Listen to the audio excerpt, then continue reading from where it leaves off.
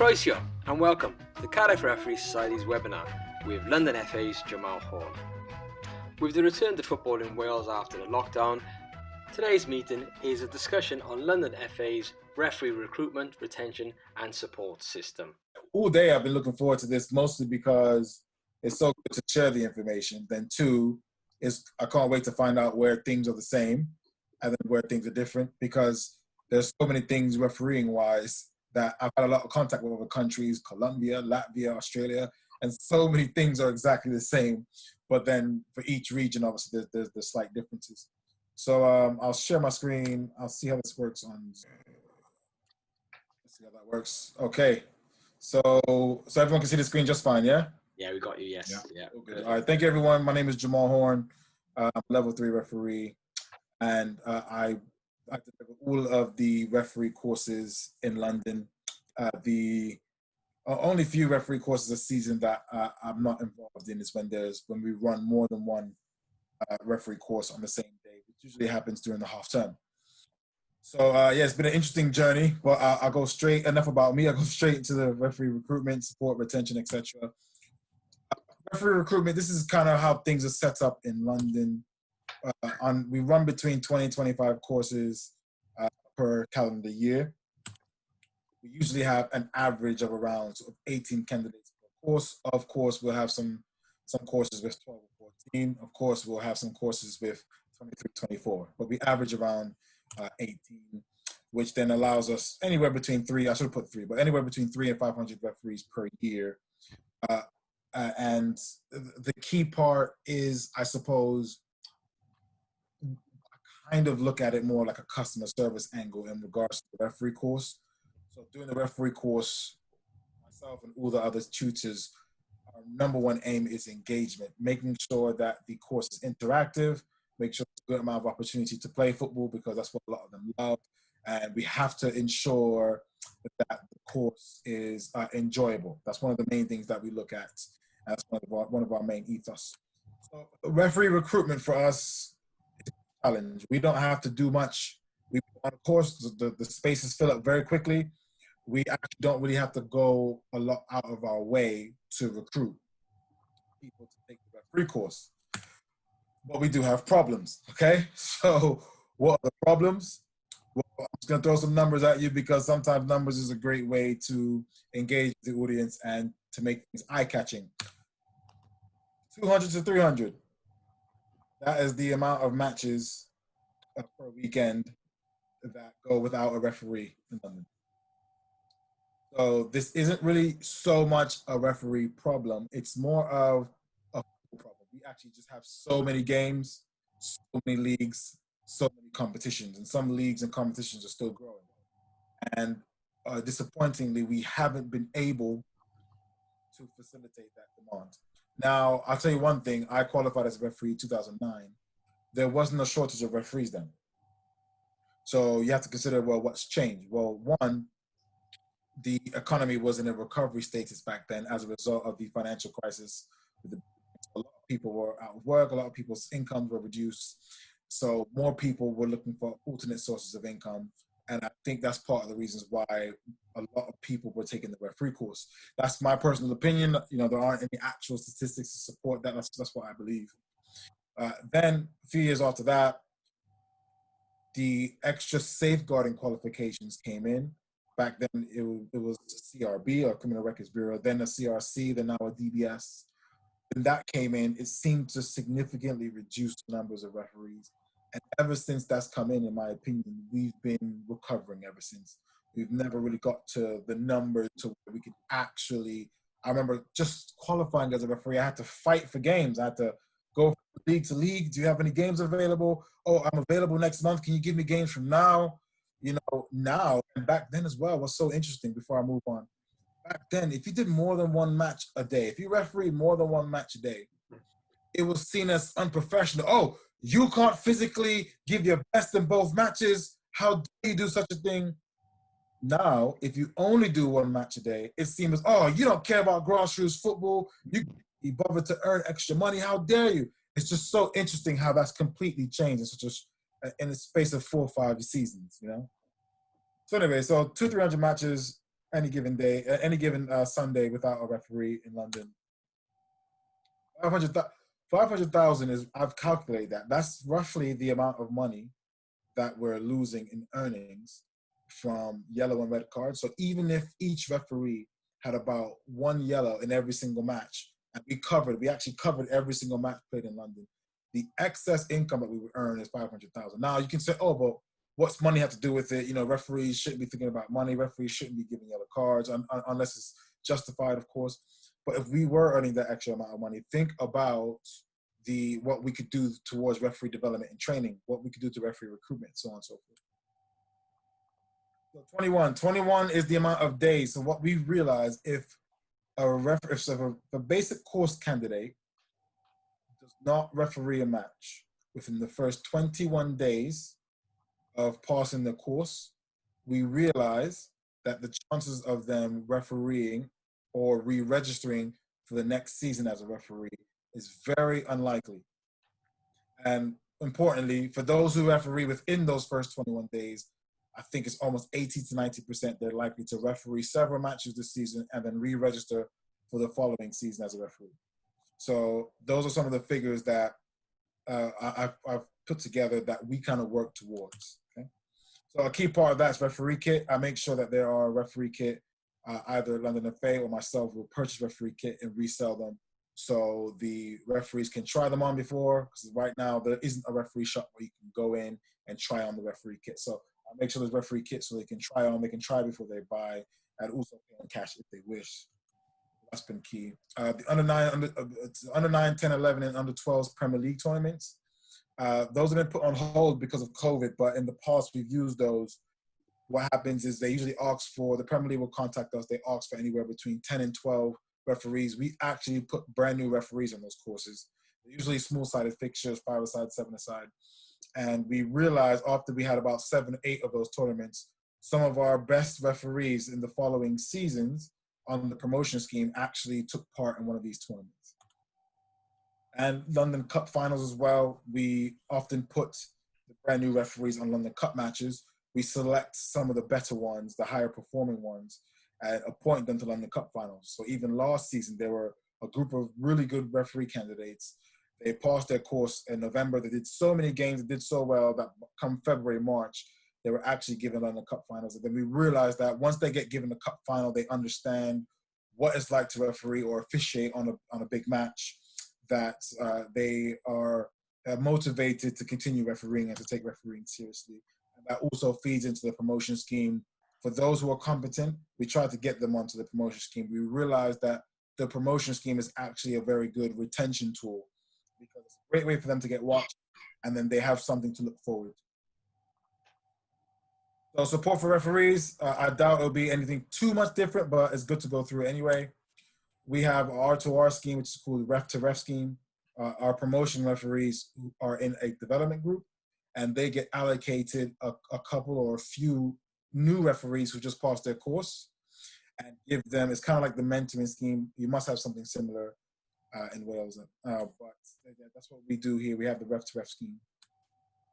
Basic course camps, this is when I actually organize small-sided youth tournaments at the referee course. So instead of having a practical evaluation, I invite anywhere between 4 and 8 under 12 teams. We have a 5-a-side tournament, and the basic course candidates actually referee those matches as part of the practical evaluation. The method behind that madness is, the bottom line is, a lot of people take the referee course and they're terrified. They're terrified of abuse, they're terrified of dissent, and they're terrified of things even worse. So one of the keys is to get them in to understand a lot of the matches that you will referee are so easy to manage. So I bring in under 12, under 11s, under 13 teams that are known for very good discipline. And when the referee candidates referee that and realize how simple it can be, it's very motivating for them to continue on the refereeing. I have several WhatsApp groups. Each referee course gets put into their own WhatsApp group, and then we create a massive referee WhatsApp group for London with over 250 referees. That's to give those new referees 24/7 support And I think it's excellent for them to have that because I didn't have that, and it could be very motivating. Referee academies. So we have several professional referee academies from Arsenal, AFC Wimbledon, Crystal Palace. We get as many of the referee candidates down there ASAP to get them gamed. Once again, in a very protected environment where there is no abuse, there's little to no dissent. So the referees can understand that it isn't as bad as, the abuse isn't as bad as it is marketed. And the promotion scheme, which I mentioned in the previous slide. Okay. That's pretty much it for me. So unless you have any questions in regards to anything on the slides, that is how, that's the current climate of refereeing in London. This is just some of the techniques that we use for referee retention. Oh, thank you. As hi Jamal. Hi, good to meet you. Right, couple of good points in there that obviously we are doing as well in Wales, and quite a few as well that probably needs to be promoted more in Wales, in my personal opinion. And obviously I'll touch on this. Is actually three of them. So the first one is the referee's course. You said that obviously you want to give that, you know, like a, what did you say? It was the, like a personal touch on it, you know, like a customer service. That's what you said. Yeah. So at the moment, the ref courses in London, they're still face to face. Correct. Yeah. So we've only had 2 referee courses post lockdown because they fall under education. So post the first lockdown. So because they're considered as education, we were permitted to carry those out. Obviously, in completely different circumstances as per usual. Everyone had their mask on. When I was sort of handing out the referee resources and referee kit, I had on gloves, so on and so forth, and ball sanitation, all that kind of stuff. So, the plan is they will change slightly for 2021, but a portion of the referee course will still be face to face. Okay, see, what Wales have chose is to go via the online route. So technically, you're buying the course, you're doing the course at your own pace at home. There's obviously a lot of things. And I think personally, I was part of a face-to-face course. I mean, it's been pretty much the same. We've been together when we started our career. Sean, definitely in your age, at your time, it was face-to-face. There was nothing like online. But I think the online side of it's losing a little bit of the, you know, the actual, you know. Yeah, just I'm just looking at the screen there at the moment with the online course. Yeah. So and it includes a referee kit as well. And so that's obviously okay, but you know what I want to highlight is the fact that we lost a little bit that interaction that we had. Literally, we all know what it is these days, especially with the lockdown. The online is being massive now, and it is a good tool to have because everyone can do it at their own time. But if you don't have that interaction, that, you know, literally just bouncing off each other and asking the silly questions that could literally broaden your knowledge, you're just learning things like a robot. And after that, it will be a little bit harder when you go out on your own trying to apply that. Yeah, it's kind of like, because no matter how good the online training would be, it will almost be like you're learning the laws of the game, but you're not learning how to referee. Now, I respect any country that has felt that the best way to move forward is to move online only. It can work if, for instance, they had people like the candidates who passed the referee course. If they had people like yourself to interact with in their first few matches, then it could work. So if you selected matches for them, let's just say you have a league where it's a really good community youth league, the parents were well behaved, the kids are well behaved, and you could referee alongside them, they could watch you referee, then you could coach them while they referee. That would be the sort of plan that would make me feel comfortable that we don't really like the online situation, but the best way to make it work would be that sort of thing. Is there anything like that in place? Well, there is, but as you mentioned, the longer it takes from the point that you passed your exam Yeah. to the point that you're actually doing your first game, the longer it takes, the harder it is for that person literally to stick with it. Well, yeah, I believe So that when 100%. you do it online, Mhm. obviously by the time you're starting to register with the leagues to get your first game and all that, we're not talking the current situation. Obviously, we moved to the online thing about 4 years ago. I mean, Yeah. Wales have moved to the online version of the Oh, course. it's been that way for 4 years. Yeah, Wow. probably a little bit longer than that because it was a bit of overlap face to face and online. Wow. But definitely online, fully online, it's about 4 years now. And Tony, that is here with us, is part of a league as well, so he can obviously tell that um, it takes so long from the point of the passing the course, getting in touch with the leagues, register with the FA, and everything else. I said you're losing the touch with the people when on a face-to-face environment.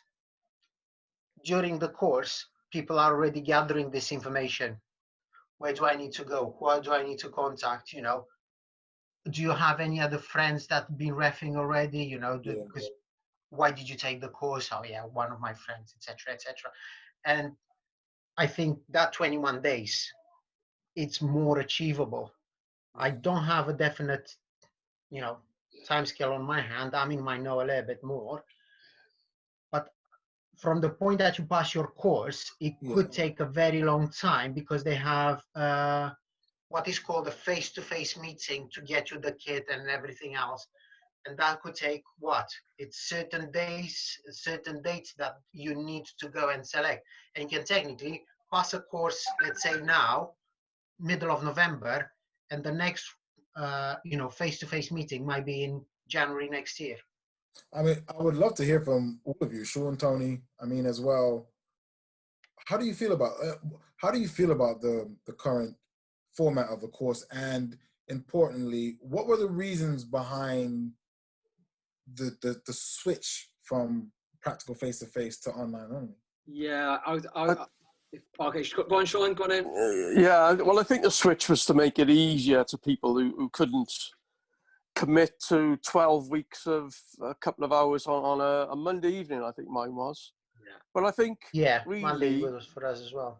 yeah, I think really commitment is part of the deal, isn't it? Because you commit to your fixtures, you go there and it's that kind of commitment. So if you think refereeing isn't about that, then of course they commit you to 12 weeks on a Monday night for a couple of hours, and then you do an exam. There's that kind of commitment instilled in that, isn't there? Well, I Bit, didn't bit realize more disciplined. So the natural format of your referee course before the online only was 12 2-hour sessions. That's right, yeah. Is that how it worked? Okay, right. So yeah, we used to do something similar. I think we used to have 8 3-hour sessions, but then we changed, and we used to have an intensive course where it would be either Saturday, Sunday, or 3 Sundays or 3 Saturdays of 9 till 5. And then we then made the choice to make all of them intensive. So we currently do 3 sessions of 9 till 5. That has a separate set of challenges, but we get through those okay. Obviously, we're more densely populated. We have a bigger population, so it make more sense that the demand is filled. However, yeah, we did feel we changed that about 4 or 5 years ago. The asking people to come for 8 times for 3 hours was difficult, because what happens if you missed 1 or 2? Then would you have to then reset a different one with a different course, and it got very technical. So they decided to go 9 to 5, and that seems to be working pretty well. But so has the 9 to 5 structure never been done before? Has that ever been considered? Is that not realistic in terms of? Yeah, not realistic with the commitment expected. I think that we're on a bit of a losing streak to start off with, as in we don't have the numbers of referees.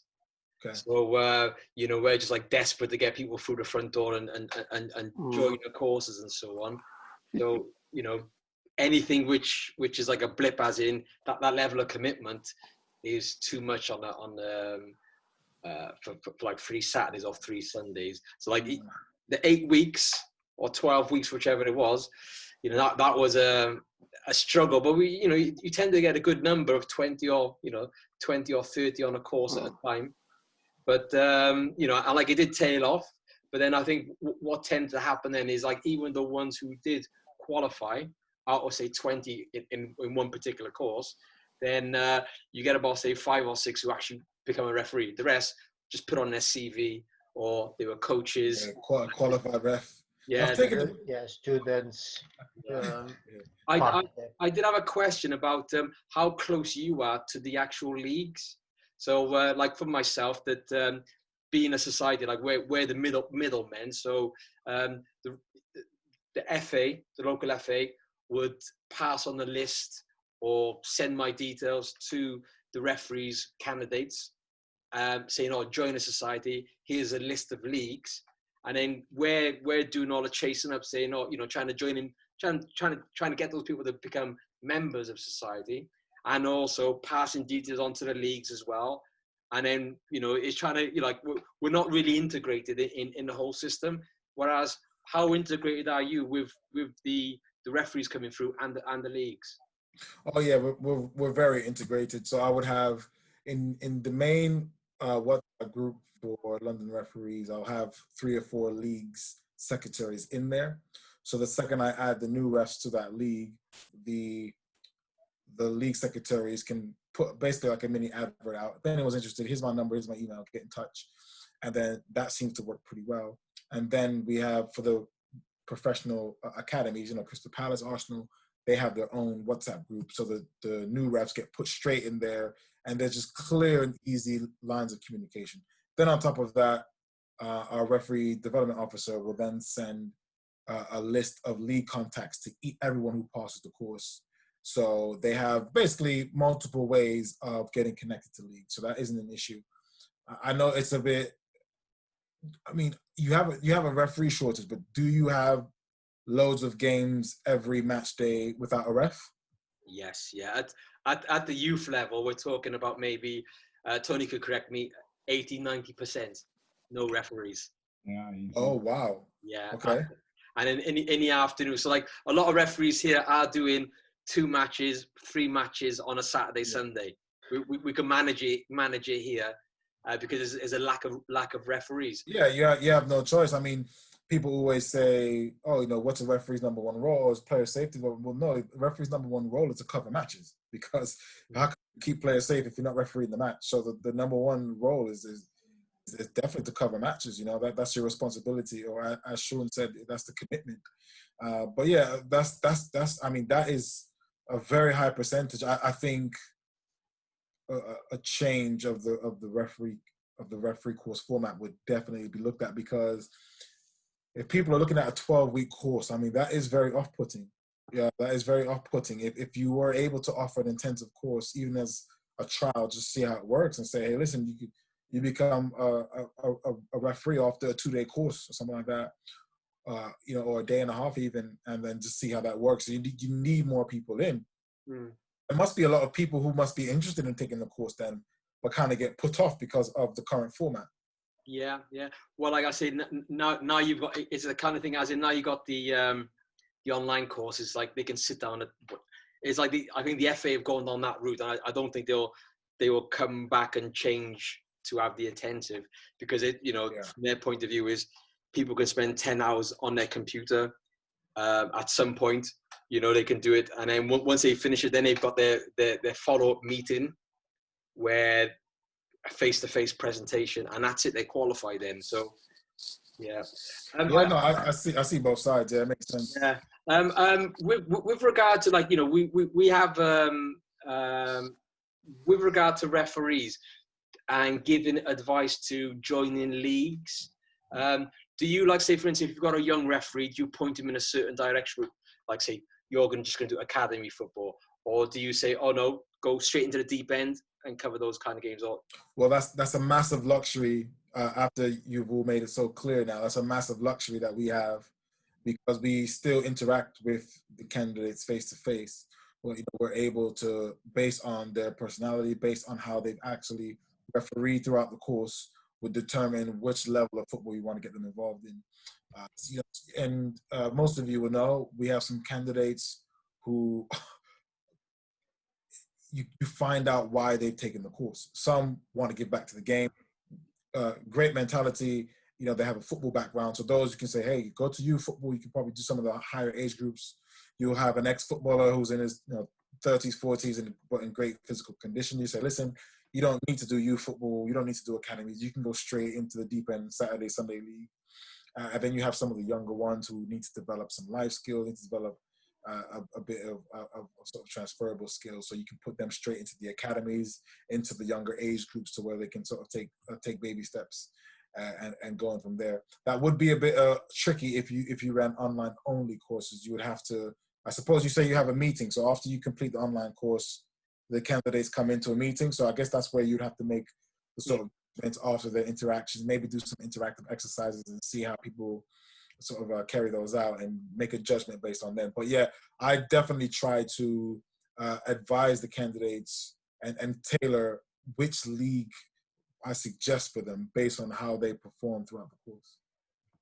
And then are there societies which in the London area which people can join, or is it part of the London FA with the referee to referee scheme that you're running? I mean, societies haven't really come to an end. They've kind of just changed a bit. I think I don't really know why societies have been sort of on the down. I can't really see a clear factor. When I started, got plenty of offers from different societies. I felt it was pretty cool, to be honest with you. I thought, okay, well, I have a bunch of experienced older referees who want to give back and want to support you. But it changed very quickly. I think a lot of us in London anyway kind of created our own little group. And we felt that some of the advice that we were getting from the societies, from some of the members of the societies, wasn't so helpful to what we were being told by assessors, as they were back then, on the promotion scheme. So that's kind of where the issues started to come. I think we felt we didn't need societies to succeed. So yeah, that's what it is. But yeah, there are a lot of societies. I would say in the London area, there's probably only one that's really thriving or still doing pretty well. All the rest are sort of dying a slow death. Yeah. And I had the question about the candidates that you put on the I forgot the name of it, the promotion scheme, or the with CORE. Oh, so with CORE, okay. So yeah, CORE, the Center of Refereeing Excellence. So CORE got regionalized into 7-8 different groups across England. And so I'm a performance coach for the capital in the Southeast. So within that, we have about 4 or 5 counties. So each county, each season, nominate between 2 and 3 referees per level. And then they get put into CORE. So they get extra specialized training. All those referees have to be part of the promotion scheme. They have to pass an assessment day as well. Then they have 4 quarterly training sessions, which is face-to-face, was face-to-face, probably will continue to be in the longer term, but will be part theoretical face-to-face, laws of the game, video analysis, and then they go through a set of practical training sessions. The biggest issue that I had, which was so good that CORE started, was referees primarily don't train. Yeah. And people say, no, referees train. Referees are fit. 1 second. I said referees don't train. They do fitness training. That's not training. Think about this. What is synonymous to a footballer? A football. Well, what's equivalent to that for a referee? It'd be a whistle and or a flag. Can you believe the only time we blow the whistle is during a match? Imagine if a footballer only kicked the ball during a match. What would happen? Would the Premier League be as exciting as it is? Maybe it would be, because no one would know what to do with the ball. Yeah. So the bottom line is, when I was a social media manager of A&H International, which is one of the referee companies, I would connect with a lot of different referee accounts from, Romania, Latvia, Colombia, and they would be doing, even in Italy, the referees would be training twice a day. So on the track, they'll be doing some runnings, and then they'll be doing referee-specific exercises, And then I realized we're behind, so I had to start creating referee drills, and then testing them at the referee courses. And then when core got started, I then started using them at core. So even a simple drill like a referee, I would create 4 boxes. So one box would be 4 yellow cones, 4 red cones, 4 green cones, 4 white cones. I would make the referee have to sprint 20, 30 yards. I would throw the ball in the air, and the referee would have to tell me which box the ball has landed in and blow the whistle. So they have to run, sprint, and you time it, the ball would bounce. Sometimes the referee wouldn't know. They have to blow the whistle, signal, and say, red box, because that's what we do during refereeing. We're running, we're positioning ourselves, and we're making a decision and communicating that decision.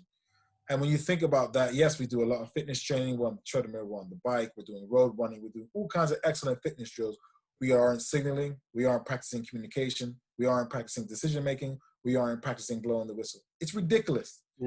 Core has added that in, and it's really, really good. It's only 4 times a year, and we should be doing it at least twice a week, but training wouldn't work in London. The referee shortage is too big. Whilst we're having those training, that means even more games will go uncovered. Okay, thank you. Anyone else for questions? Yes, Val. You said you've got basic course camps, which obviously you need to put a little bit of money into it. Do you get anything subsidized by the FA? Well, no, there wouldn't be a need for that. So with the basic course itself, obviously we charge a basic course fee for each candidate, which is currently £165. So each course is actually profitable in itself. So there's no need for subsidizing.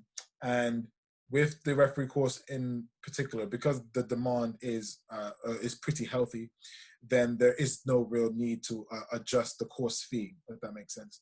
So, but in those basic course camps, it's basically you're having a standard face-to-face practical referee course. All you add into that is a number of youth teams to play actual matches, and those referee course candidates referee those matches. So that's the only sort of addition to that. That's what a basic course camp is. That's right. And you also mentioned the promotion for the new referees. If you discover a good referee, just literally just fast track them. There is literally, I don't know how it works in England, and that's why I'm just trying to gauge that. There's anything specific, like when you start, you have to spend your first year on the lower grade, then you need to work your way through the ladder, or if you're good enough, you'll just skip and just go, or Yeah, so overall, you'll be looking at least 20 matches, because I think one thing that's great that some changes that have been made and that we've made is when I started refereeing, it was always about the length of time. Oh, well, how long have you been refereeing? Hold on a second. Why is the length of time important? It should be down to the amount of matches. So if you want to look at someone like Wayne Rooney, for instance, Theo Walcott, for instance, these people who broke into the first team so quickly, by the time they were 21, 22, they had already had 200-300 appearances. So they're actually more experienced than people who are 26, 27.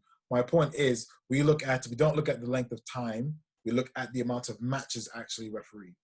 So we looked at 20 matches. Once they've completed 20 matches, depending on when that is completed, we are then willing to consider them to add them to the promotion scheme.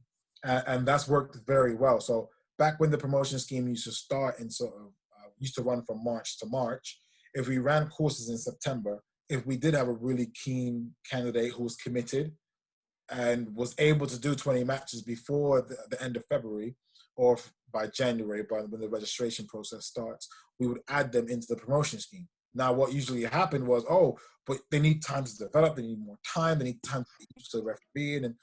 But we were like, wait a second, but the promotion scheme can be used as a retention tool. Think about it. what is retention? Well, retention is when someone passes their course and then re-registers for the next season, because that's them saying we intend to referee for the new season. If someone joins the promotion scheme, they have to re-register, otherwise they'll get removed from the promotion scheme. So it is an excellent retention tool. And on top of that, a key part of the promotion scheme is that you get observed. And when a new referee is getting feedback, constructive feedback, they're giving them the opportunity to develop. That is definitely a haven for them to keep them into refereeing. Good. I have a question. You know, like if I look at the societies, like the benefits of societies, whether it's presentations on game management or psychology of refereeing or positioning and awareness, tactical awareness, and so on. That's the benefits of going to those society meetings on a monthly basis and so on. Do your referees, the new referees, do they get access to that opportunity, or is it because like they go into matches, they may have like, is there anything structured in place, as in, you know, you need to cover these areas to improve yourself as an individual?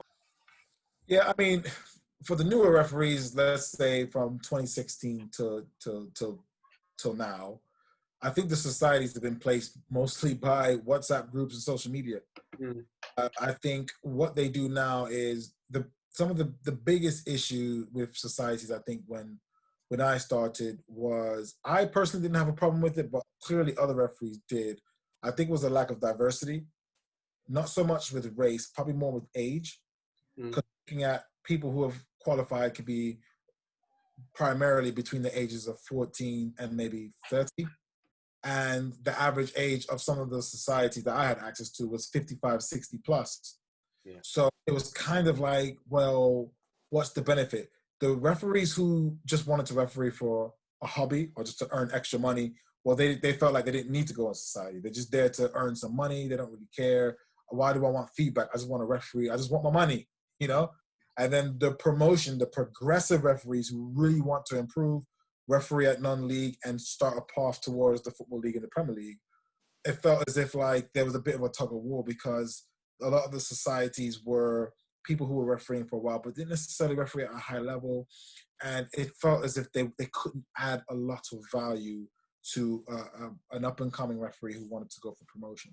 So in regards to answer your question specifically, societies still exist, they just change.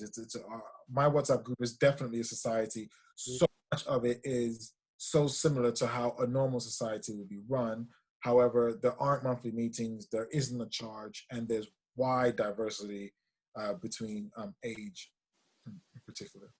Yeah, I find that quite interesting, because I've become secretary of the society about 2 years ago, and it was going to meetings.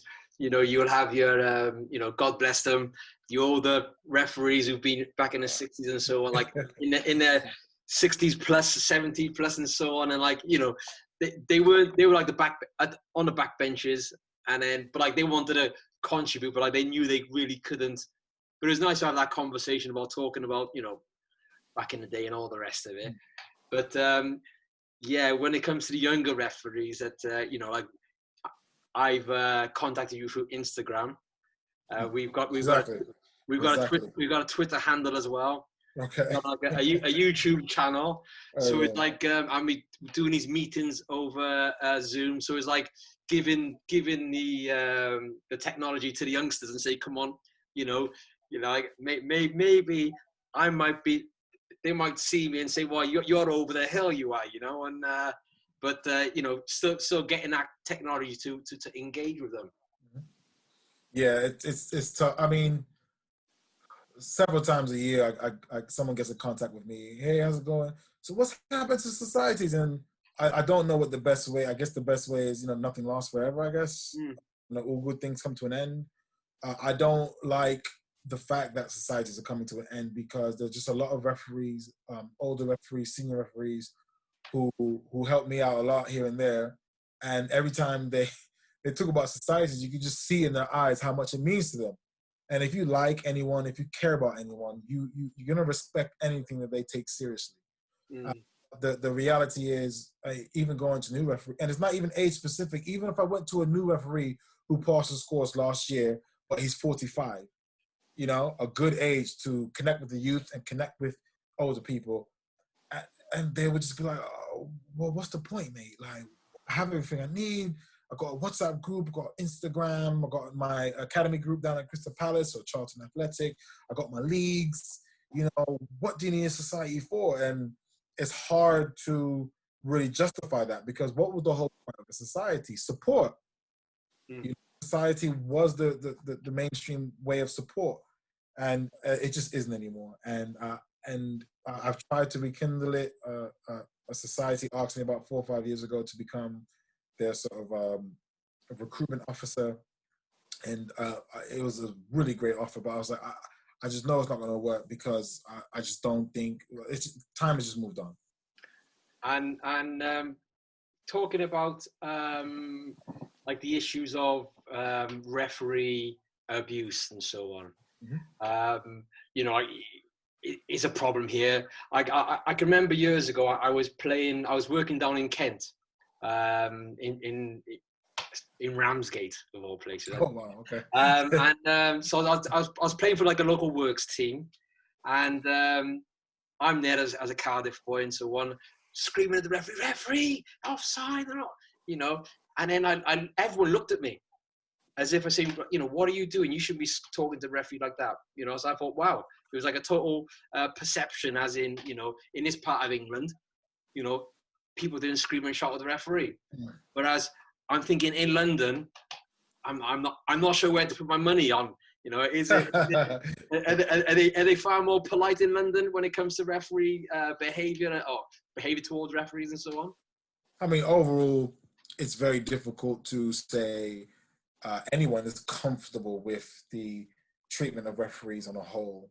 I think the minority does get majority of the hype, majority of the attention, and in a way it should, But overall, I think there is a pretty small minority of poor discipline, poor behavior, lack of respect towards referees and match officials.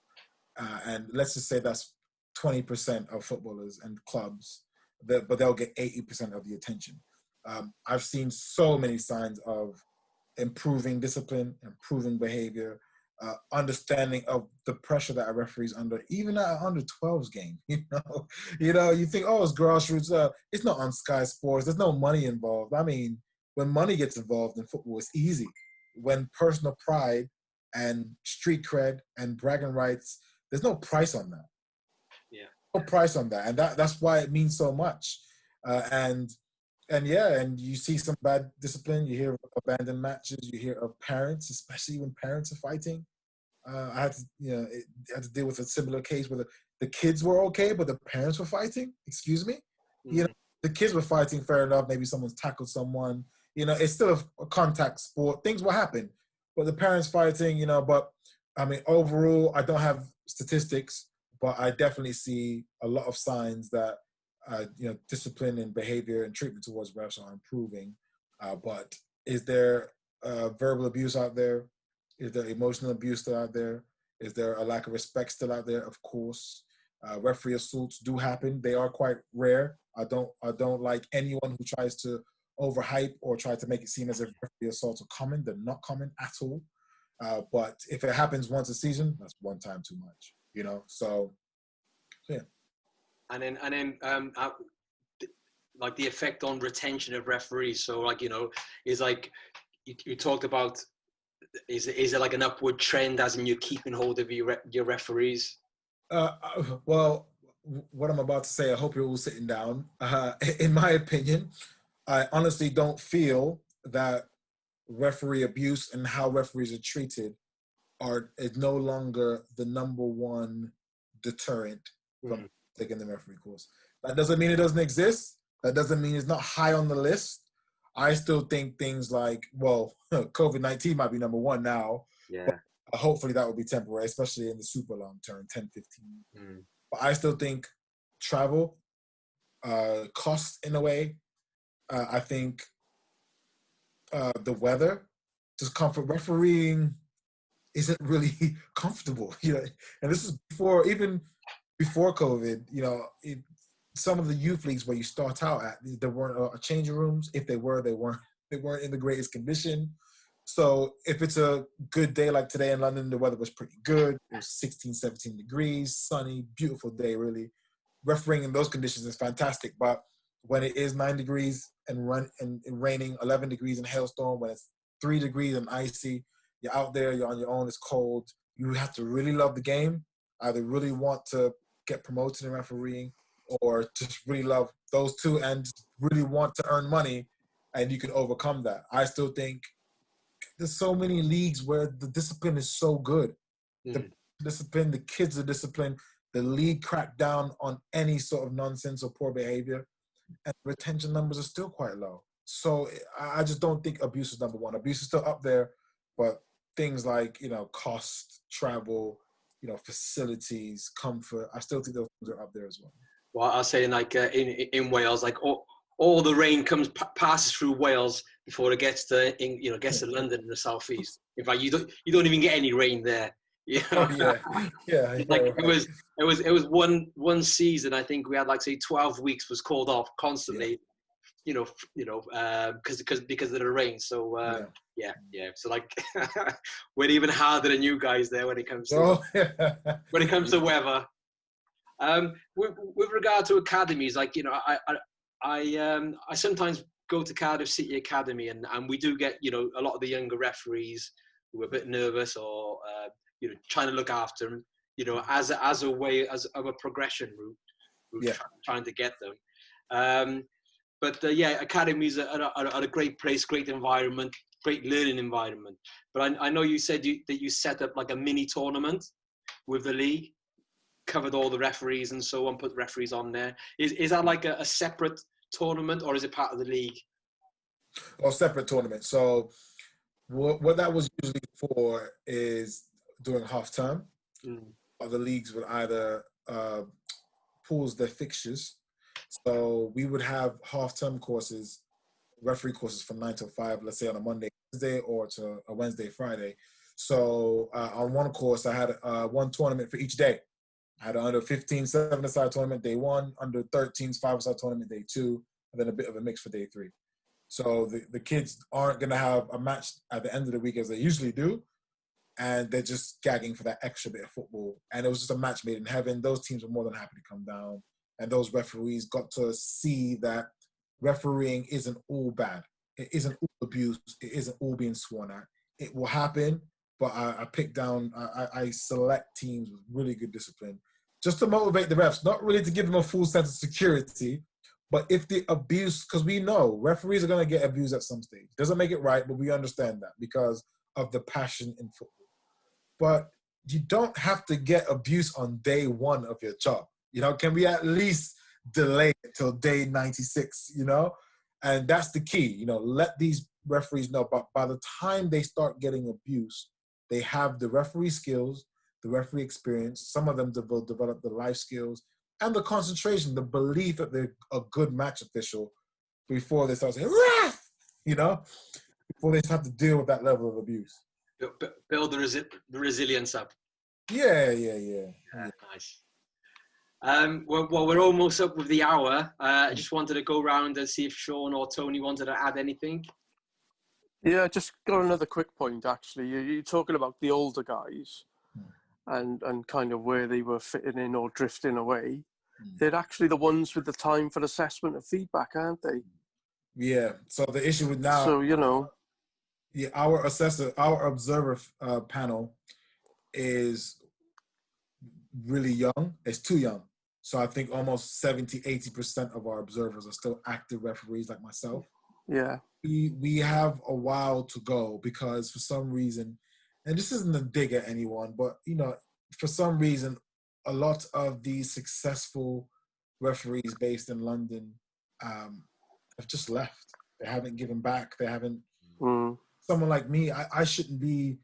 I delivered a referee observer course yesterday. I've delivered 2 referee courses in October. I'm still an active ref myself. It should be someone who's retired after refereeing for 25 seasons, 35 seasons. But that just hasn't happened in London. And in a way, it's kind of like, kids raising kids in a way because, that's kind of how it's been. I don't want to sound like a kid now, but they abandoned us. But no, I just think a lot. I don't know why, but a lot of the refs have chosen not to give back. I don't know what the reasons are. I don't know if they moved out of London because it got expensive, or they wanted to spend their savings and pensions somewhere else. But a lot of the forefathers, as I call them, they've left us. They left us a long time ago. 2 years after passing my course, I had to become an observer. 5 years after passing my course, I became a referee tutor. 6 years after passing my course, I became a core coach. That's because there was just literally no one else. That's definitely a quite unique challenge that we're dealing with. But yeah, you're right. Yes, of course, you're right. But they haven't given back. Brilliant.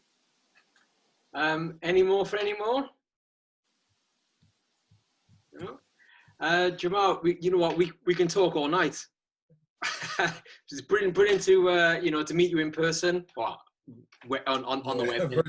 But, no, I tell you what, I really because I got for us now the games are starting this weekend, and I'm for me being involved with the society, saying making it relevant to the youngsters coming up. But I think that we're a bit even though we've got our digital footprint, where there's still haven't got quite that link with the local FA, South Wales FA. So I remember years ago I was asked to become an assessor, and I was active as yourself back then, and I didn't really have the time to give up my Saturday because I wanted to referee myself. But is a kind of thing as in maybe if we had more assessors in our ranks in society, then a lot of the youngsters who are refereeing, they're saying, oh no, we need to be in society because so-and-so's the assessor and he'll give us a good or give us good advice and so on. But I think that we'll go back as a society and say, well, what can we do different? I love the idea of have those little mini tournaments where we can invite all the candidates who've passed their courses, get them in one location, get in contact with it, getting closer with the leagues as well, and then try and be part of the solution, to improve the relationships that people have. Because at the moment, when a referee walks out, it's almost like Darth Vader coming in. He's like back. Whereas we want to, improve our relationship and say, come on, coaches, we're not that bad and so on. And there's not many of us around, so you need to look after us, that kind of thing. So really glad that we got this opportunity, and certainly the society and those present tonight will wish you all the best, and may you be successful. You might even get the I heard the chief executive job at the FA's vacant. That won't be me. I can assure you. Yeah, it's an interesting point about the half-term tournaments, Mike. We just need to find a referee who's a teacher, and is off at half-term that could get into that. That would be me. Yeah, that's a good one, Sean. I'm on that case. Where can I get a free school to work at, the base at? There we are. Oh, well, all of them, I'm sure. Oh, that's great. Okay, so thank you again, Jamaal. No problem. Thank you, everyone. Have a good. Yeah, thanks, Jamaal. Interesting. I'll be following you online as well. Okay. All right. Thanks, Tony. Brilliant. Okay. Bye. Yeah. Bye. Thanks, Tony.